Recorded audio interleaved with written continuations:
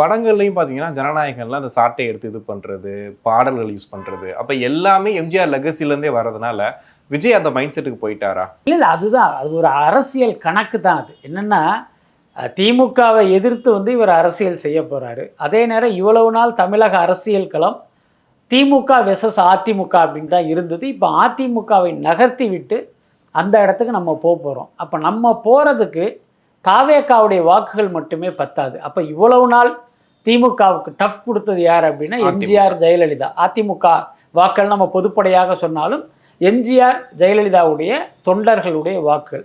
இப்போ அதுவும் நம்ம கைக்கு வந்துச்சுன்னா தான் அந்த தாவேகா வெர்சஸ் திமுகங்கிறது சரியாக இருக்கும்.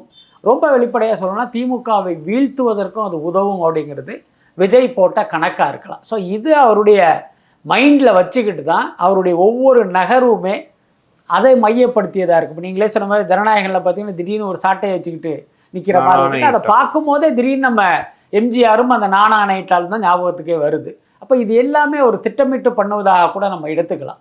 அதே மாதிரி பார்த்தீங்கன்னா இப்போ செங்கோட்டையன் வராரு.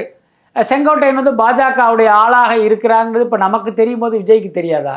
நாம் அரசியலை உன்னிப்பாக கவனிப்பது மாதிரி தானே அவரும் கவனிச்சிருப்பார். அப்போ இவரை கூப்பிட்டோம்னா தப்பாயிடுமே அப்படிங்கிற எண்ணத்தை தாண்டி பரவாயில்ல செங்கோட்டையனை நம்ம கூப்பிட்டுக்குவோங்கிற ஒரு முடிவை அவர் எடுத்ததற்கு காரணம் கூட இப்போ அதிமுக வாக்குகளை குறிவைத்து தான் அப்படின்னு கூட நம்ம எடுத்துக்கலாம்.